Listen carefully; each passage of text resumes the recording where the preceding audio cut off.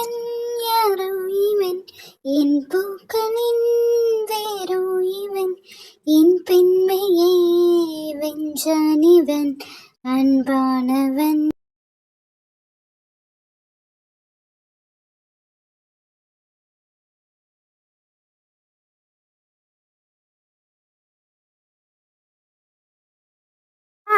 எங்க போறீங்க? ஏடி வழிய மறைச்சிட்டு நின்று எங்க போறீங்கன்னு கேட்டீங்க. அதான் ரம்யா மாமியார் வந்து சொல்லியிருக்காங்கல்ல, செல்விக்கு பூ வைக்க போறோம் வாங்கன்ட்டு. ஏம்மா போவே கூடாது, அவங்க உங்களை அவ்வளோ பேசி நீங்க போறீங்க. இந்த பாரு சத்தியா, காலங்கத்தால என்கிட்ட வம்பு இழுத்துட்டு இருக்காது சொல்லிட்டேன். ஏம்மா நான் உண்மையை சொல்றேன், உங்களுக்கு வம்பு இழுக்கிற மாதிரி இருக்கும். அவங்க அவ்வளோ பிரச்சனை பண்ணதுக்கு அப்புறம் நம்ம எதுக்குமா போகணும்? நம்ம போக வேண்டாம். இப்ப யாரு நம்ம போறோம்? நான் மட்டும் தான் போறேன், நீ வீட்டுல தான் இருக்க போற. என்னதான் இருந்தாலும் நம்ம பிள்ளைய நம்ம அங்கே கட்டி கொடுத்தாச்சு, அவளுக்கு நல்லது கெட்டது எல்லாமே பார்க்கணும். அதனால அவங்க சண்டை போட்டாலும் நம்ம தான் அட்ஜஸ்ட் பண்ணி போகணும். ஏம்மா நீங்கள் பண்ணுற எதுவுமே எனக்கு பிடிக்கல சொல்லிட்டேன். ரம்யாட்ட அவங்க உங்ககிட்ட சண்டை போட்டது சொன்னானா அவள் கூட அந்த வீட்டில் இருக்க மாட்டா. வாயை மூடிடி, நீ காலங்கத்தால என்கிட்ட அடி வாங்கிட்டு போயிடாத, இடத்த காலி பண்ணு. ப்ளீஸ்மா. அப்ப நானும் வரேன். ஒண்ணு வேண்டாம், உனக்கு வீட்டுல சமையல் பண்ணிட்டு சாப்பிட்டு பேசாம டிவியை பார்த்துட்டு கடை. அங்க வந்து ரம்யா கிட்ட சொல்லி அவ மனசையே கஷ்டப்படுத்தாத சொல்லிட்டேன். கதவை அடிச்சுட்டு பத்திரமா இரு. ஏன் தான் நம்ம மருகெல்லாம் இப்படி இருக்காங்களோ? பிள்ளைங்க சந்தோஷத்துக்காண்டி அவங்க மரியாதையே இழக்குறாங்க. பாட்டி வாமா, எப்படி இருக்க? தம்பி வரலையோ? இல்ல பாட்டி, வேலைக்கு போயிட்டாங்க, நான் மட்டும்தான் வந்தேன். பிள்ளைய வச்சு கூட்டு வந்திருக்கலாம்ல. எங்க பாட்டி, அவ விடிஞ்சா போனை நோண்டிட்டு படுத்தே தான் கிடக்கா, எங்க கூட்டாலும் வரமாட்டிக்கா. இப்போ உள்ள பிள்ளைகள் எல்லாம் அப்படிதாம்மா இருக்கு. உட்காரு. ரம்யா எங்க பாட்டி?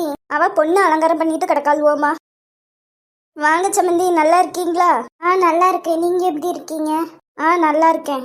ஏடி குடிக்க ஏதாச்சும் எடுத்துட்டு வாப்போ. ஐயோ அதெல்லாம் வேண்டாம் சம்மந்தி, நீங்க உட்காருங்க, நம்ம சும்மா உட்காந்து பேசிட்டு இருப்போம். பாட்டி இங்க வச்சே பூ வைக்க போறோம். ஆமாமா, அங்க செல்வி வீட்டுல கொஞ்சம் வசதி காணாது பார்த்தல, அதான் இங்கேயே வச்சிடலான்னு முடிவு பண்ணிட்டோம். இதுவும் அவ வீடு தானம்மா? ஆமா பாட்டி.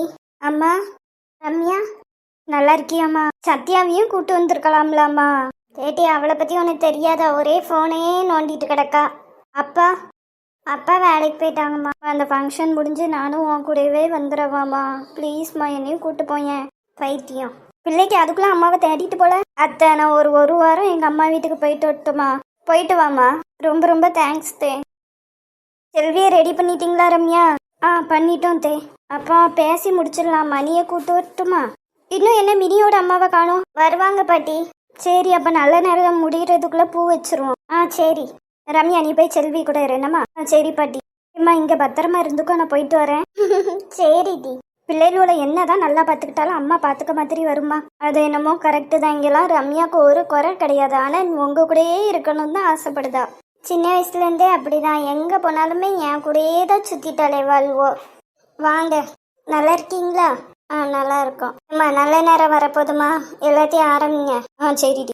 நான் பொண்ணு சைட்லேருந்து பேசுகிறேன். அம்மா நான் மாப்பிள்ளை சைடு. மாப்பிள்ளை எங்கே இன்னும் காணும்? வருவாண்டி. சரிம்மா, நான் போய் எல்லாம் ரெடியாக இருக்கான்னு பார்த்துட்டு வரேன். சரி. பொண்ணை அழைச்சிட்டு வாங்க. நீ ரம்யா பொண்ணை கூட்டு வாங்கம்மா. எப்பா இந்தா பொண்ணை நல்லா பார்த்துக்கோ. இவ தான் எங்கள் வீட்டு பொண்ணு செல்வி, MBA படிச்சுட்டு இருக்கா. உனக்கு பிடிச்சிருக்கா இல்லையா? நல்லா பார்த்து சொல்லுப்பா. பிடிச்சிருக்கு பாட்டி. ஏம்மா பொண்ணு, இதுதான் எங்கள் வீட்டு பையன் மணிகண்டன். சூப்பர் மார்க்கெட்டு நிறைய கடைலாம் வச்சுருக்கான். உனக்கு பையனை பிடிச்சிருக்கா? பிடிச்சிருக்குதே. அப்புறம் பொண்ணுக்கு என்னெல்லாம் வேணும், பொண்ணுக்கு என்னெல்லாம் போடுவீங்க, அதையும் பேசி முடிச்சிருங்க. எனக்கு எதுவுமே வேண்டாம், என் பொண்டாட்டிக்கு எல்லாமே நான் செஞ்சு தான் வச்சுருக்கேன். அவளை கல்யாணம் மட்டும் பண்ணி கொடுத்தா போதும். பாருடா. ஆனால் எங்கள் வீட்டு பொண்ணை நாங்கள் சும்மா அனுப்ப முடியாதுல்ல அப்பா. அதனால் எங்களால் எங்கள் வீட்டு பொண்ணுக்கு என்ன செய்ய முடியுதோ எல்லாமே செஞ்சு தான் அனுப்புவோம். சரி. அப்புறம் என்ன, நல்ல நேரம் முடியறதுக்குள்ள பூ வச்சிடலாம்ல. மாப்பிள்ளையோட தங்கச்சி எங்க? இன்னைக்கு ருக்குவால வர முடியல, பெரியவங்க யாராச்சும் பூ வச்சிருங்க. என்னப்பா இது, உனக்கு பூ வைக்கிற நேரம் கூட உன் தங்கச்சியால வர முடியாதா என்ன? உண்மைக்குமே ருக்கு வரலையா? நான் கூட சும்மா கோவத்துல தான் சொல்லுதான்னு நினைச்சேன். செம்ம கடுப்புல இருக்கா போல. அம்மா அவளுக்கு முக்கியமான வேலைம்மா, அதாம்மா வரல. நீங்க யாராச்சும் வச்சிருங்கம்மா. சரி, அப்ப ராணி அக்கா நீங்களே வச்சு விட்டுருங்க. ஆமா ராணி அக்கா நீங்களே வச்சிருங்க. இதுதான் என் லைஃப்லேயே நடந்த ஒரு பெரிய சந்தோஷமான விஷயம். அதில் கூட என் தங்கச்சி இல்லையே. செல்விமா சம்மந்தம் தானே, பூ வச்சிடலாம்ல? வச்சிருங்க. நல்லபடியா பூ வச்சு முடிச்சாச்சு. பிள்ளை படிப்பு முடிச்சதுக்கு அப்புறம் நிச்சயதார்த்தமும் கல்யாணமும் வச்சுக்கலாம். சரிங்க தே. தம்பி, எங்க வீட்டு பொண்ணு நல்லா பத்திரமா பாத்துக்கணும்.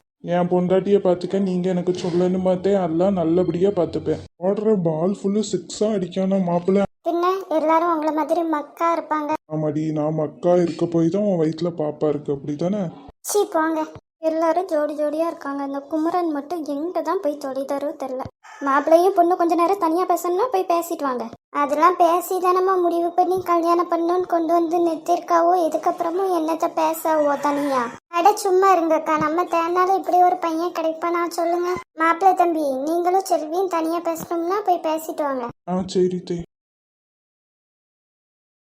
ருக்கு எங்க? காலையில நான் இங்க வரும்போதே அவ இல்ல, அவ கிளாஸுக்கு கிளம்பி போயிட்டான்னு நினைக்கேன். நான் கூட அவ சின்ன கோவத்துல தான் இப்படி பண்றாளோன்னு நினைச்சேன். ஆனா உண்மைக்குமே அவ நம்ம மேல ரொம்ப கோவமா இருக்கான்னு நினைக்கிறேன். அவ கோவம்ல ரொம்ப நாள் இருக்காது, சரியாயிடும், விடுங்க. உங்களுக்கு வருத்தமா இல்லையா?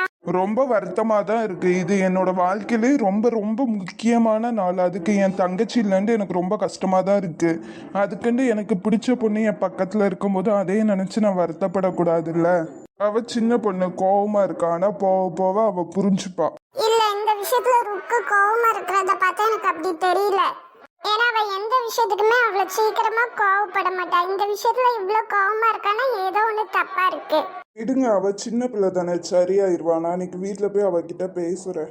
சரி, கோவப்படாம அவகிட்ட பேசுங்க. கண்டிப்பா. எனக்கு நான் எவ்வளவு சந்தோஷமா இருக்கேன்னு தெரியுமா? எதுக்கு? ஏங்க, இனிமேல் நீங்க எனக்கு சொந்தங்க. அதனால நான் ரொம்ப ரொம்ப சந்தோஷமா இருக்கேன். இவ்வளவு நாள் கிடைக்குமான்னு நினைச்சிட்டு இருந்த விஷயம் இனிமேல் எனக்குன்னு சொந்தம் தெரியும் போது எவ்வளவு சந்தோஷமா இருக்கு தெரியுமா? உங்களுக்கு சந்தோஷமா இல்லையா? தெரியல.